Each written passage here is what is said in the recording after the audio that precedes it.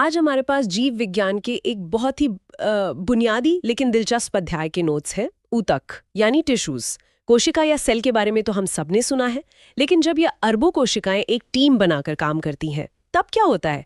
ये हमारे शरीर को या किसी पौधे को कैसे बनाती हैं? चलिए इन नोट्स में गोता लगाते हैं और समझते हैं। बिल्कुल, ये सवाल बहुत अच्छा है कि कोशिका के बाद क्या, और इसका जवाब है ऊतक। आसान भाषा में कहें तो ऊतक यानी कोशिकाओं की एक टीम। जब एक जैसी दिखने वाली और एक ही काम करने वाली बहुत सारी कोशिकाएं एक साथ समूह बना लेती हैं, तो उसी समूह को ऊतक कहते हैं। अच्छा, तो ये एक तरह का श्रम विभाजन है, डिवीजन ऑफ लेबर, जैसा कि हम बड़ी कंपनियों में देखते हैं। एक अकेला इंसान सब कुछ नहीं कर सकता, इसलिए अलग अलग डिपार्टमेंट होते हैं। तो क्या जीवों में भी ऐसा ही है? एकदम सही एनालॉग है। देखिए, अमीबा जैसे एक कोशिकीय जीव होते हैं जो बस एक कोशिका के बने हैं। उस बेचारी एक कोशिका को ही सारा काम करना पड़ता है, चलना, खाना पचाना, सांस लेना, सब कुछ।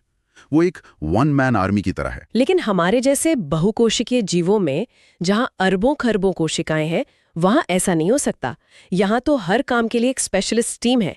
मतलब दिल की कोशिकाएं सिर्फ धड़कने का काम करेंगी, दिमाग की कोशिकाएं सोचने का। हाँ, और मांसपेशियों की कोशिकाएं हिलने डुलने का। और सबसे दिलचस्प बात यह है कि शरीर में हर काम के लिए एक खास टीम और एक खास जगह तय होती है। ऐसा नहीं है कि कोई भी ऊतक कहीं भी कोई भी काम करने लगे। हर ऊतक का अपना एक निश्चित काम और एक निश्चित जगह होती है। यही स्पेशलाइजेशन हमें इतना जटिल और एडवांस बनाता है। ये तो समझ आ गया, लेकिन यहाँ एक और बड़ा सवाल उठता है। क्या पौधे जो अपनी जगह पर खड़े रहते हैं और हम जानवर जो घूमते फिरते हैं, एक ही तरह के ऊतकों से बने होते हैं? क्या हमारी और एक पेड़ की बनावट का ब्लूप्रिंट एक जैसा है? ये बहुत ही जरूरी सवाल है, और इसका जवाब है बिल्कुल नहीं। दोनों में जमीन आसमान का फर्क है, और इसकी वजह है दोनों का लाइफस्टाइल। पौधे स्थिर होते हैं, उन्हें कहीं जाना नहीं होता, इसलिए उन्हें कम ऊर्जा चाहिए। उनका ज्यादातर ध्यान मजबूती और सहारे पर होता है। अच्छा, मतलब उन्हें एक मजबूत ढांचे की जरूरत है ताकि वो खड़े रह सके। हाँ, और सोचिए कितनी कमाल की इंजीनियरिंग है। पौधे अपना ढांचा, अपनी इमारत ज्यादातर मरी हुई कोशिकाओं से बनाते हैं। ये बहुत एफिशिएंट है, क्योंकि इन मरी हुई कोशिकाओं को जिंदा रखने के लिए पौधे को कोई ऊर्जा खर्च नहीं करनी पड़ती। ये प्रकृति का सस्टेनेबल कंस्ट्रक्शन मटेरियल है। जबकि जानवरों को भोजन और सुरक्षा के लिए घूमना फिरना पड़ता है, इसलिए उनके ज्यादातर ऊतक जीवित और ऊर्जा से भरपूर होते हैं। यानी ये फॉर्म फॉलोज फंक्शन का एक क्लासिक उदाहरण है। जैसा काम वैसी बनावट। अब अगर हम सिर्फ पौधों की बात करें तो उनके अंदर ये ऊतक कितने प्रकार के होते हैं? इन्हें किस आधार पर बांटा जाता है? पौधों में ऊतकों को बांटने का मुख्य आधार है उनकी विभाजन की क्षमता, यानी क्या वे नई कोशिकाएं बना सकते हैं या नहीं। इस आधार पर दो मुख्य प्रकार हैं।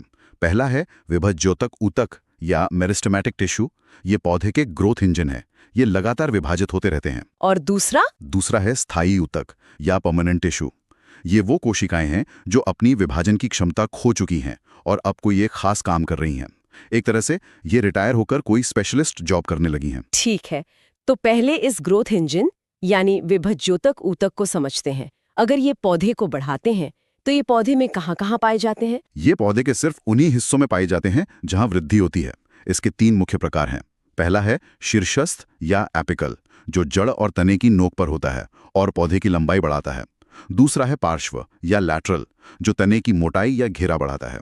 और तीसरा है अंतर्विष्ट या इंटरकैलरी, जो पत्तियों के बेस या टहनियों की गांठों के पास होता है। अरे ये तो वो क्लासिक प्याज वाला एक्सपेरिमेंट है, मुझे याद है स्कूल में किया था। एक प्याज की जड़ों को बढ़ने देते हैं और दूसरी की जड़ों की नोक काट देते हैं। करेक्ट। कटी हुई जड़ें बढ़ना बंद कर देती हैं। बिल्कुल। ये कितना आसान तरीका है ये देखने का कि पौधे का असली ग्रोथ इंजन यानी शीर्षस्थ विभज्योतक कहाँ छिपा होता है? ठीक उसकी नोक पर। बिल्कुल। और इन ग्रोथ इंजन वाली कोशिकाओं की बनावट भी बहुत खास होती है। ये बहुत एक्टिव होती हैं। इनमें कोशिका द्रव्य यानी साइटोप्लाज्म भरपूर होता है। लेकिन एक चीज इनमें नहीं होती, रसधानी या वैक्यूल। वैक्यूल क्यों नहीं होता? आमतौर पर तो पादप कोशिकाओं में बहुत बड़े वैक्यूल होते हैं। इसे ऐसे सोचिए, ये कोशिकाएं एक तरह की फोटोकॉपी मशीन है, जिनका एकमात्र काम है अपनी कॉपी बनाना। एक फोटोकॉपी मशीन के अंदर आपको बड़े बड़े स्टोरेज रूम यानी वैक्यूल की जरूरत नहीं होती। आपको बस मशीनरी और ऊर्जा चाहिए। इन कोशिकाओं का काम स्टोरेज करना नहीं, बल्कि तेजी से विभाजित होना है, इसीलिए इनमें वैक्यूल नहीं होता। बहुत दिलचस्प। तो जब ये फोटोकॉपी मशीन अपना काम बंद कर देती है तब क्या होता है? तब ये स्थायी ऊतक बनते हैं, है ना? हाँ, जब ये कोशिकाएं विभाजित होना बंद कर देती हैं और एक खास आकार और काम अपना लेती हैं, तो इस प्रक्रिया को विभेदीकरण या डिफ्रेंसिएशन कहते हैं। इसी से स्थायी ऊतक बनते हैं। इनमें सबसे आम है पेरेन्काइमा। ये पौधे का बेसिक फिलर या पैकिंग ऊतक है।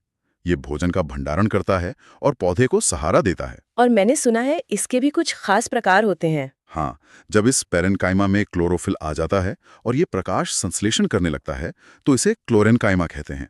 और जलीय पौधों में इन्हीं कोशिकाओं के बीच हवा की बड़ी बड़ी खाली जगह होती हैं जो पौधे को पानी पर तैरने में मदद करती हैं।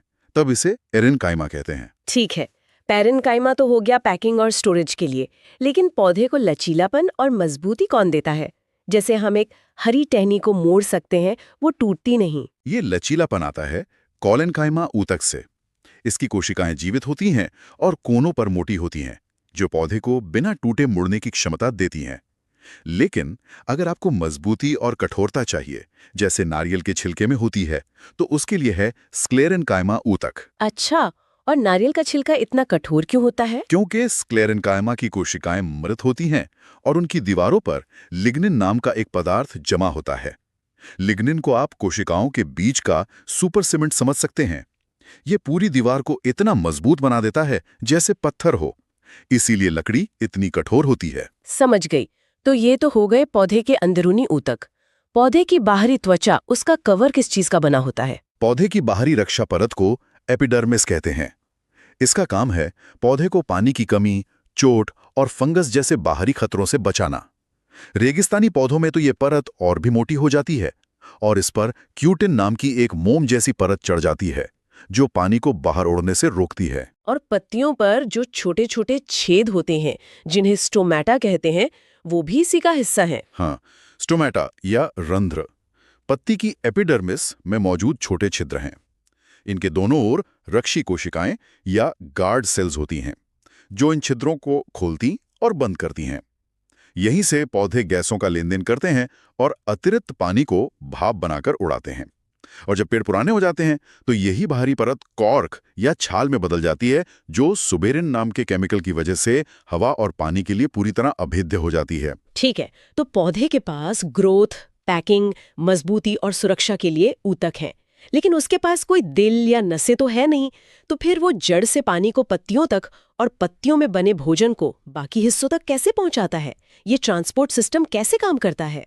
इस काम के लिए पौधे के पास दो बहुत ही स्पेशल जटिल ऊतक हैं, जिन्हें संवहन ऊतक कहते हैं। ये पौधे का प्लम्बिंग और डिलीवरी सिस्टम है। पहला है जाइलम और दूसरा है फ्लोएम। जाइलम और फ्लोएम, ये नाम तो सुने हैं, इनमें क्या अंतर है? जाइलम का काम एक प्लम्बर की तरह है। इसका मुख्य काम है पानी और मिनरल्स को जड़ से खींचकर पौधे के हर हिस्से तक, यानी नीचे से ऊपर पहुंचाना। और दिलचस्प बात यह है कि जाइलम की ज्यादातर कोशिकाएं मृत होती हैं। और फ्लोएम? फ्लोएम पौधे की फूड डिलीवरी सर्विस है।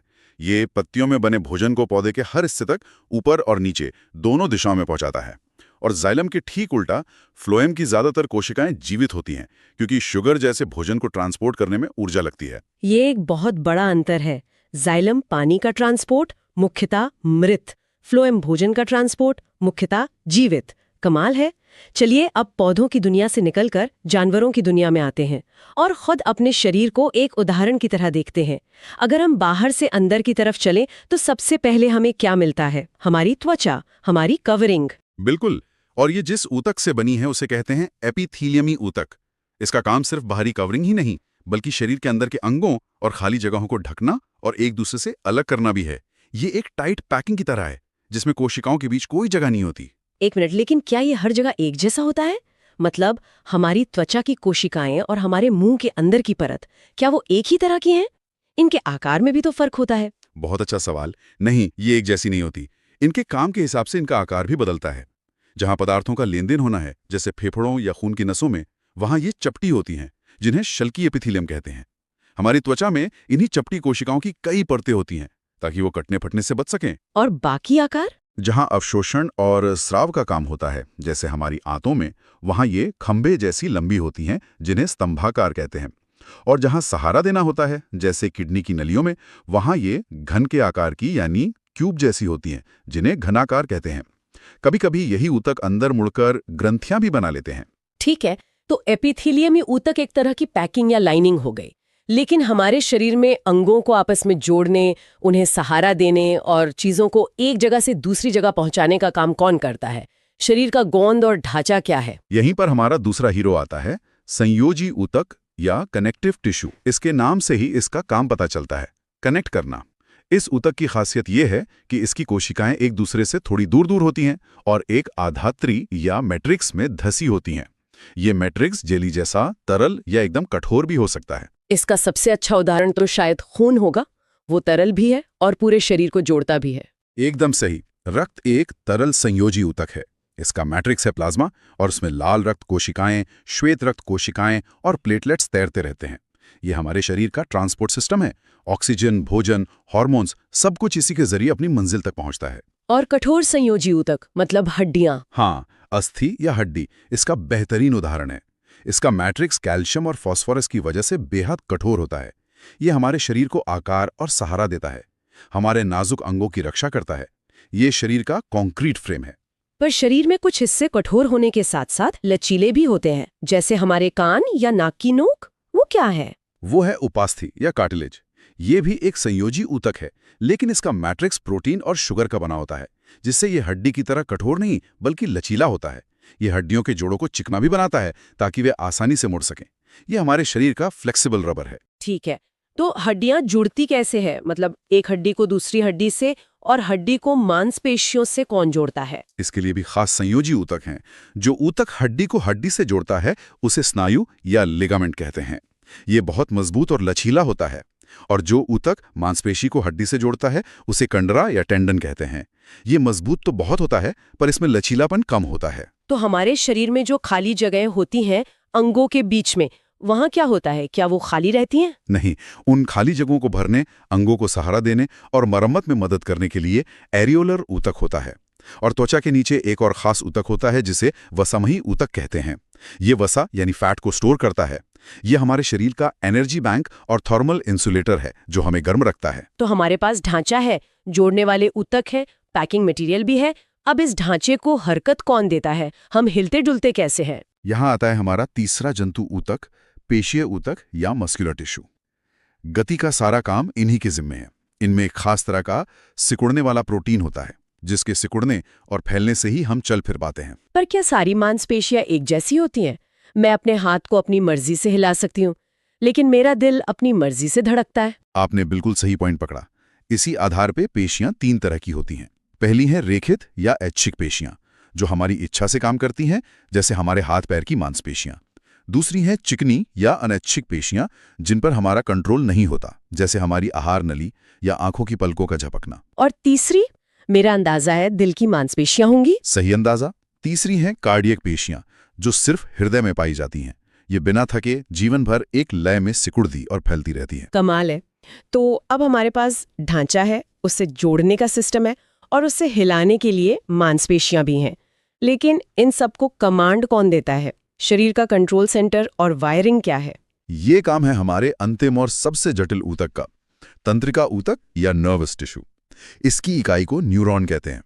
ये हमारे मस्तिष्क, मेरुरज्जु और सभी तंत्रिकाओं में फैला हुआ है। ये शरीर का हाई स्पीड इंटरनेट है। न्यूरॉन, इसका चित्र तो बहुत ही अलग दिखता है।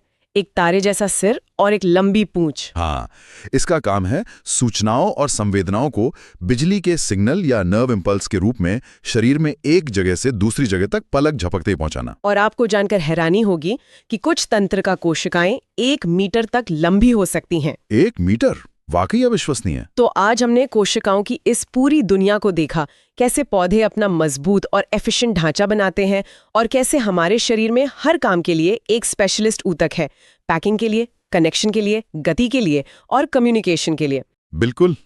अगर हम सार देखें तो ऊतक कोशिकाओं का वो समूह है जो बनावट और काम में एक जैसा हो। जाइलम और फ्लोएम पौधे के ट्रांसपोर्टर हैं। हड्डी और उपास्थि शरीर का फ्रेमवर्क है। लिगामेंट और टेंडन मजबूत कनेक्टर हैं। और ये सब स्पेशलाइजेशन या विशिष्टीकरण की वजह से ही संभव हो पाता है। इस पूरी चर्चा का आखिरी वाक्य बहुत गहरा है। कोशिकाओं का विशिष्टीकरण ही जटिल जीवन का आधार है। ये सचमुच बहुत गहरी बात है। जाते जाते एक सवाल छोड़ जाते हैं। सोचिए, अगर हमारे शरीर में ये विशिष्टीकरण ना होता, अगर हर कोशिका हर काम करने की कोशिश करती, तो क्या होता अगर एक तंत्रिका कोशिका एक दिन के लिए त्वचा कोशिका बनने का फैसला कर लेती?